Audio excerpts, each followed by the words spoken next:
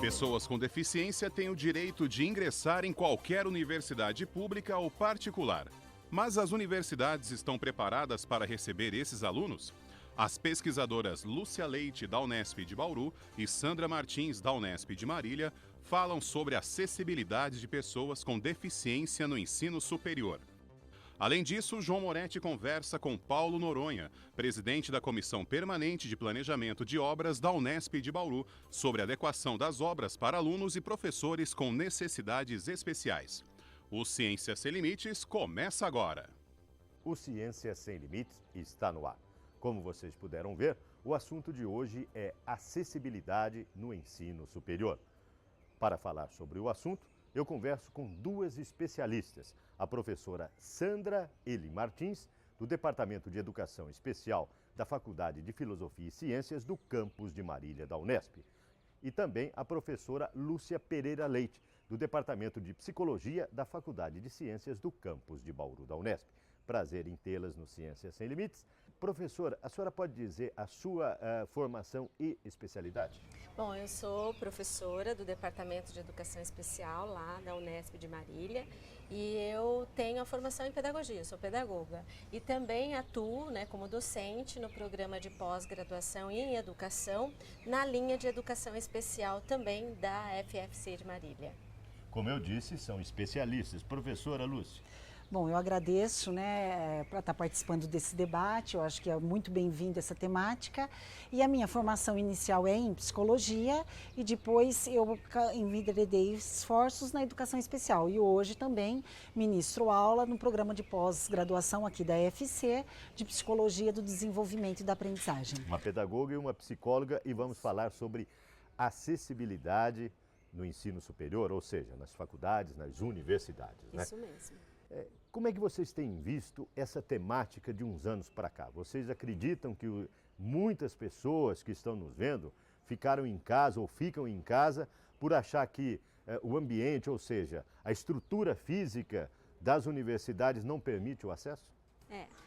No passado era mais difícil a gente ter informações a respeito do acesso de pessoas com deficiência na universidade, mas esses dados têm mudado. Então, só recentemente os dados do INEP demonstram, de 2013, que 7 milhões de pessoas acessaram as universidades. Dessas 7 milhões, em torno de 29 mil pessoas se autodeclararam com algum tipo de deficiência. E desse universo, a gente pode dizer que corresponde mais ou menos 67% das pessoas estão nas universidades privadas e 34% nas universidades públicas. Mas de 29 mil, a gente tem uma porcentagem que corresponde a 0,38% da população em geral.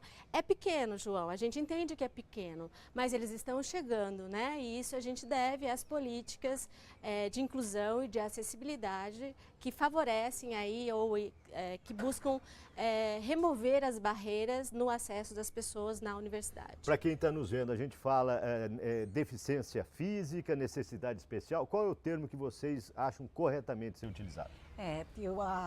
A terminologia mais atual são pessoas com deficiência, A deficiência em determinado ambiente pode provocar uma necessidade especial. Então, a terminologia mais adequada seria pessoa com deficiência, Nós tentamos utilizar o termo necessidades especiais para deslocar do sujeito que apresenta uma deficiência, ou seja, um cadeirante que estivesse nesse local, ele não teria uma necessidade especial porque esse espaço está adequado, Existe uma rampa. Mas se aqui tivesse degraus ao invés de rampa, ele apresentaria uma necessidade especial de infraestrutura, de acesso ao local. É uma barreira física. né? Então, assim, a gente ainda não sabe se é o termo mais adequado ou não, porém é o termo que está em vigor, né? Então, assim, quando a gente olha para esse termo, a gente olha não só para o sujeito que apresenta uma condição orgânica diferenciada, ou seja, um cego, um surdo, né, uma pessoa com uma restrição de mobilidade física, um prejuízo intelectual, mas para o contexto que ele está inserido. Contexto correto? Contexto correto, essas dificuldades são amenizadas. Contexto inadequado, essas dificuldades são acentuadas.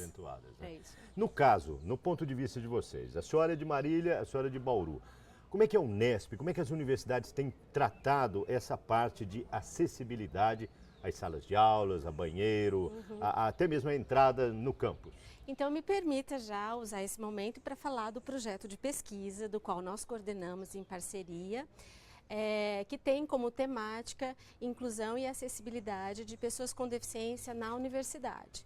Então, é um projeto financiado pelo Observatório da Educação da CAPES e, assim, é um projeto em rede, é um projeto de pesquisa em rede envolvendo a FFC, o Programa de Pós-Graduação de Marília, como proponente e tendo como núcleo de apoio 2 outras universidades públicas, que é a Universidade Federal de Santa Catarina e a Universidade Federal de São Carlos. Além dessas universidades, nós temos também colegas de outras universidades, como da UEM, da USP de Ribeirão Preto, da... Quer dizer, são equipes multidisciplinares. Sim, de várias áreas, são profissionais da área do direito, da psicologia, da comunicação, que vem nos ajudar a discutir essa temática. Então, assim, a sua pergunta, ela remete a um problema de pesquisa, porque, na verdade, nós queríamos saber, além da Unesp, como esse tema estava circulando nas demais universidades. Tem algum resultado?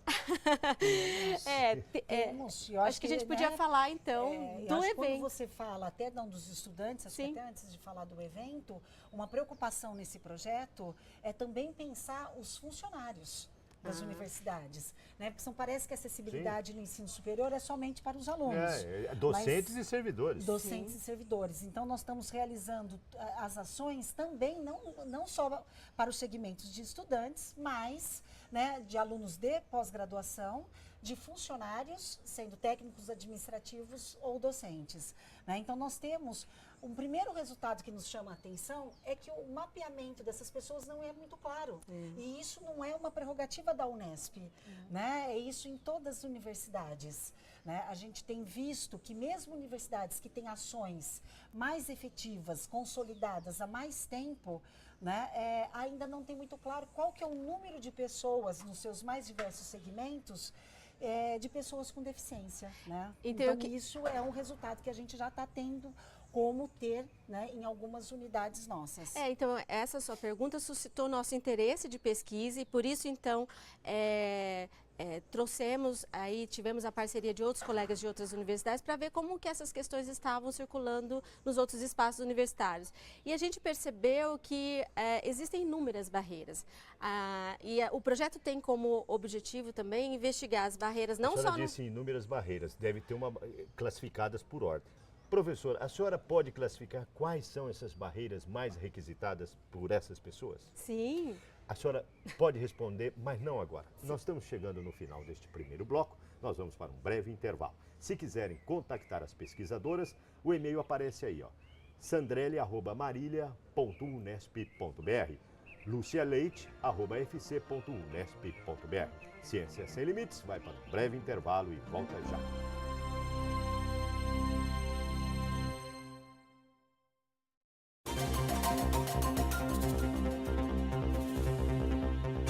O Ciência Sem Limites está de volta, em outro local, mas com as especialistas em acessibilidade no ensino superior.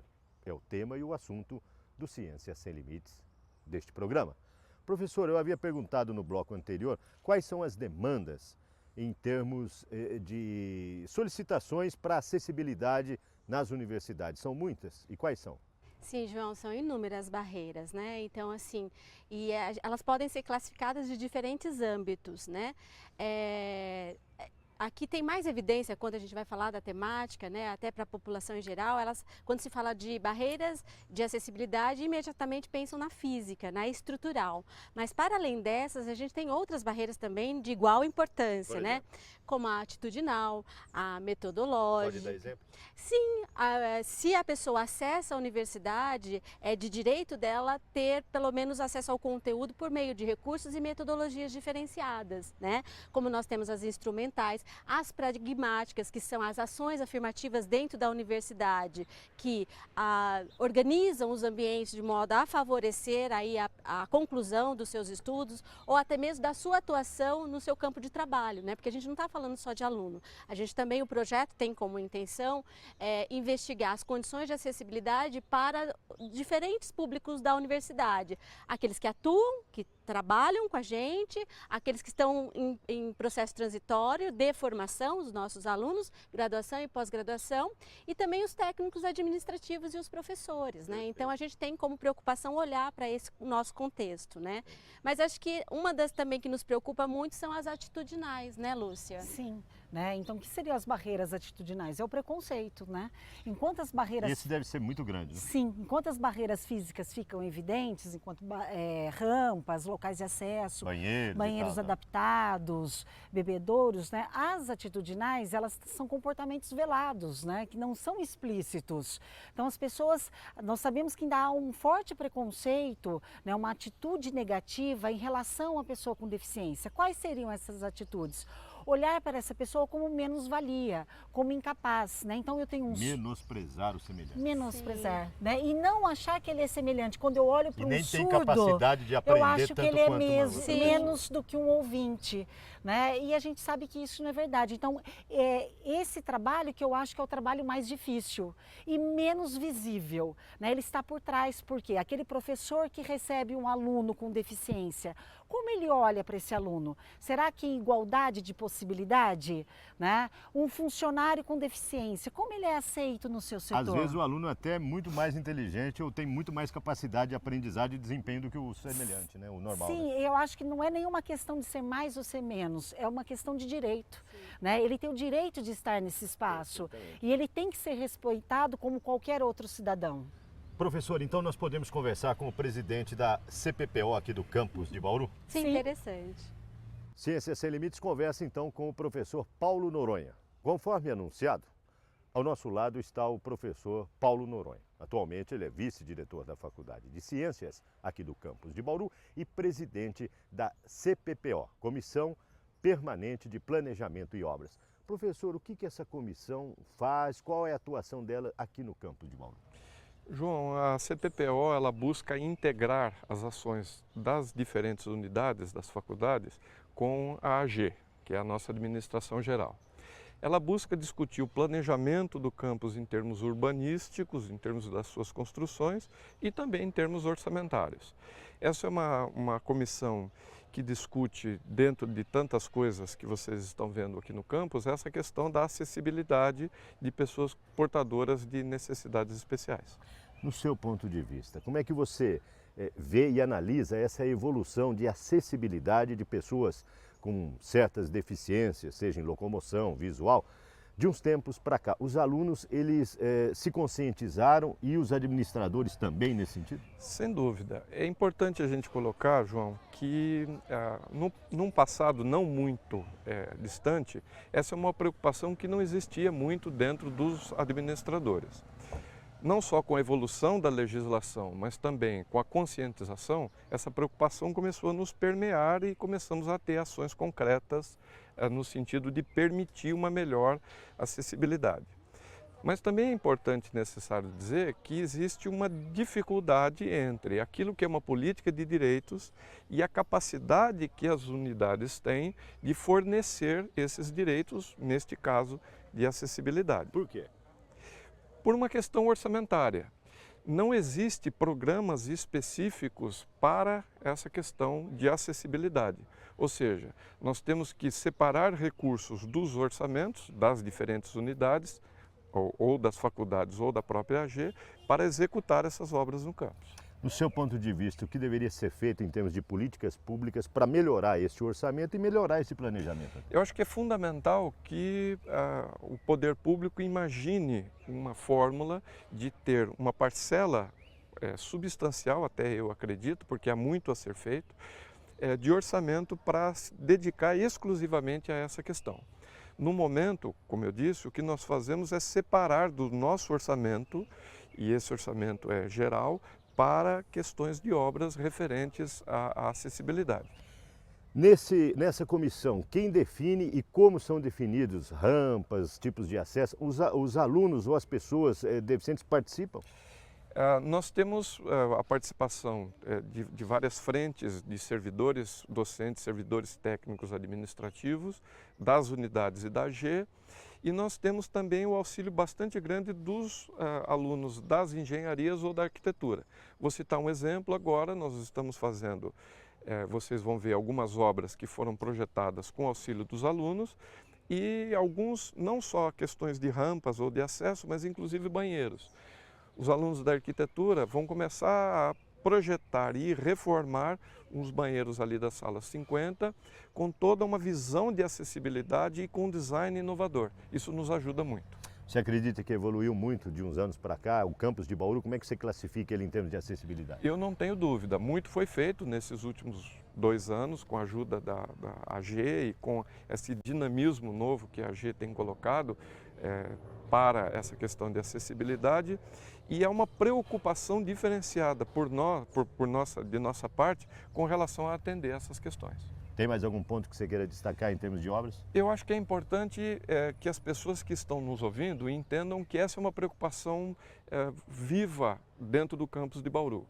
Ou seja, se em algum momento alguém imaginava que estudar aqui no campus de Bauru da Unesp fosse uma dificuldade, ele pode ter certeza que essa visão de atendimento, não só para necessidades especiais de locomoção, mas inclusive visual, auditiva, como um todo, tem sido tratada de maneira diferenciada. Parabéns pelo seu trabalho e sucesso. Muito obrigado. Nós conversamos com o professor Paulo Noronha, atual vice-diretor da Faculdade de Ciências e presidente da CPPO, Comissão Permanente de Planejamento e Obras, aqui do campus de Bauru. Nós vamos para um breve intervalo e continuamos no próximo bloco falando sobre acessibilidade. É um instante só. Ciência Sem Limites volta já.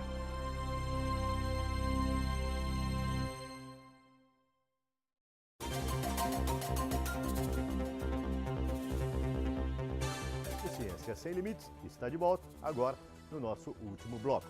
Como vocês puderam ver, o assunto acessibilidade no ensino superior. Ao nosso lado, as professoras pesquisadoras Lúcia Pereira Leite, Sandra Eli Martins. A Lúcia de Bauru, a Sandra do campus de Marília. Professoras, nós vimos o professor Paulo comentando, né? A pesquisa, o trabalho de vocês é ouvir e apontar soluções para essas comissões colocarem em prática. É isso mesmo? Sim, nessa direção mesmo, João. Nós temos escutado os alunos que se colocam com alguma deficiência em qualquer área, né, e os funcionários, tanto docentes quanto servidores. Para quê? Para ouvir das pessoas que estão nessa condição, né, como que se dá as situações e ações para que ela possa participar mais ativamente do contexto universitário. Agora, não é só em Bauru e Marília, é em todos os campos da Unesp. Sim, em todos os campos da Unesp. Né? Então, nós levantamos com todos os alunos de pós-graduação, partimos do anuário da Unesp, temos um contato direto com a Comissão de Acessibilidade da Unesp, que é presidida pelo professor Brás, né? Então, assim, é uma ação conjunta e olhar a Unesp como um todo. Essa história da Unesp ser pulverizada, né, isso dificulta, sim. Então, acho que a título de exemplificação, hoje a Unesp tem uma comissão, mas nós não temos ainda um núcleo de acessibilidade. Diferente das universidades federais, que contam até com uma rubrica do governo federal para fazer ações de acessibilidade nos seus campos universitários. Né? A Unesp não conta isso, a Unesp é uma universidade estadual, mas tem feito algumas ações, né? E tem essa comissão de acessibilidade. Agora, nós na pesquisa, né? Então assim, qual que é o caráter da pesquisa? É escutar esses alunos, escutar os professores, averiguar as condições, né, e identificar as questões também veladas em relação às pessoas com deficiência. É isso mesmo? É isso, e a gente acho que o interessante também do projeto de pesquisa é que a gente está podendo socializar as nossas experiências em termos dessa escuta, ao mesmo tempo preocupada com as metodologias de pesquisa, mas intersecção com as outras universidades, né, como eu já havia citado anteriormente. Então essa troca está sendo muito positiva, João.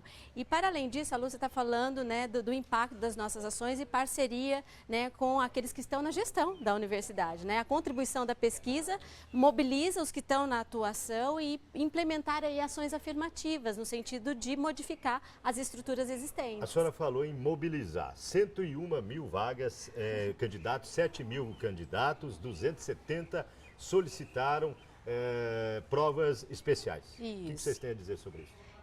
Acho que é o resultado mesmo, acho que dessas ações como um todo, do impacto do projeto. E tem, recentemente, então, nós tivemos no vestibular da VUNESP 7 mil vagas, né? 101 mil candidatos para 7 mil vagas. Desses, 270 pessoas se autodeclararam com alguma necessidade para solicitar esse apoio. E desses 270, 58 se identificaram com com surdez, né? E dos 58, 13 pessoas solicitaram o direito de ter o intérprete na prova. Isso né? é um avanço, é uma conquista, né? E assim, já foi a primeira fase, nós estamos acompanhando essa atividade, que tem a pesquisa associada a uma atividade de extensão, e nós temos como resultado imediato que desses 13 que tiveram aí esse recurso de acessibilidade na prova, passaram na primeira fase. Parabéns. Né? Então, isso que é interessante. Falando nessa evolução, como é que a mídia, o rádio, o jornal, a TV, para quem está nos vendo agora, como é que nós da imprensa podemos auxiliar quem está nos assistindo, quem está nos vendo, para poder vir para a universidade e deixar de ficar parado em casa achando que não tem vez, nem lugar, nem hora? Sim, eu acho que esse tema também é bem pertinente. Nesse projeto, nós temos pesquisadores da área da comunicação envolvidos, né? Então, nós temos essa preocupação de também levar esse tema para a mídia. Hoje, nós temos programetes, por exemplo, na Rádio Unesp, na Unesp FM, que passam sobre acessibilidade.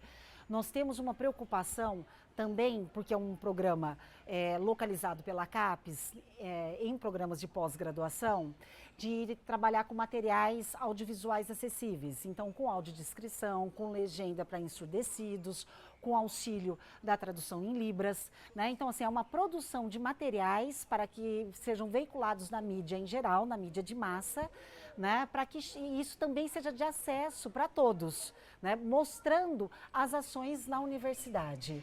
E é interessante também, João, então nós temos a parceria com colegas aqui do Programa de Pós-Graduação em Comunicação, que são parceiros, pesquisadores, né, que vêm produzindo materiais acessíveis, né? Então aquilo que a gente produz no projeto é interessante também compartilhar com a comunidade em geral, né? Então toda essa preocupação na acessibilidade dos materiais, mas acho que também como resultado, e a gente tem o apoio desse grupo, que é o desenvolvimento de um site acessível, atendendo às normas aí da W3C, que é garantir que as pessoas com deficiência também acessem a nossa informação, né? Por meio daquilo que a gente vem produzindo.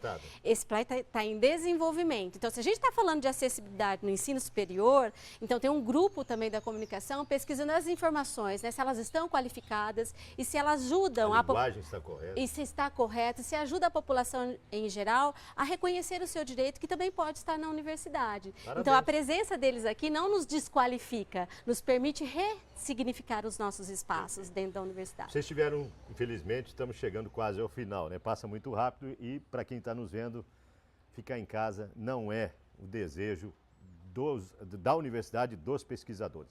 Vocês tiveram um simpósio recentemente. Quais os objetivos e que resultados vocês podem apresentar para a sociedade? Eu acho que uma das nossas conquistas é poder compartilhar os resultados parciais. É um projeto ainda que tem a duração até 2017, então ainda a gente tem ainda um período, uma trajetória de pesquisa.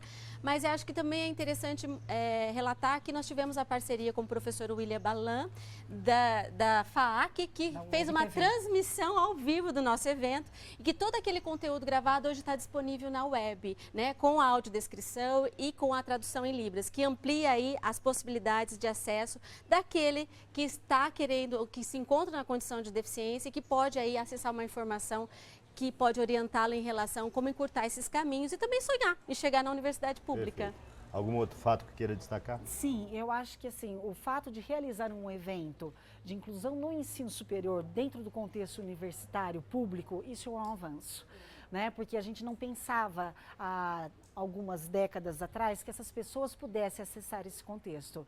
Né? Então, isso reflete políticas públicas que foram implementadas, principalmente de 1990 em diante, né? Na educação pública brasileira, no ensino fundamental, que está chegando agora na universidade. Então, eu acho que um conjunto de pesquisadores, né? Nós estávamos em mais de 20 pesquisadores, de alunos de pós-graduação, graduação, né? Se envolver nessa temática e uma preocupação com isso, eu acho que para mim isso já é uma conquista, uma grande conquista. Né? Então acho que a pesquisa com o auxílio, né, com o financiamento para estar localizando essas questões, eu já acho que é um grande avanço e uma grande conquista.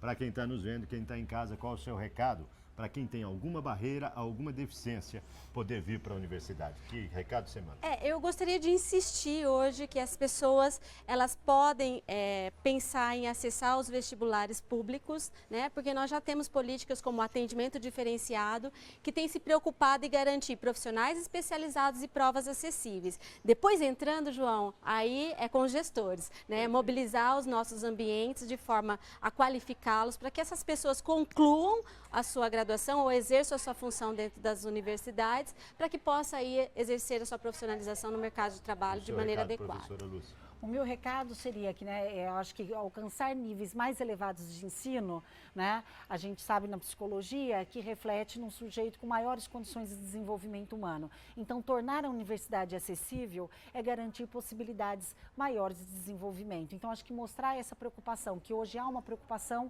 em acolher, né, as pessoas que estão chegando no ensino universitário. Parabéns e sucesso pela Nós pesquisa. agradecemos. Ponto final em mais um Ciência Sem Limites. O e-mail das pesquisadoras aparece aí, na sua tela. Para contactá-las é muito simples. O endereço do Web TV também está aí na sua tela. Na próxima semana, uma nova pesquisa, novos pesquisadores na sua tela. Esperamos por você.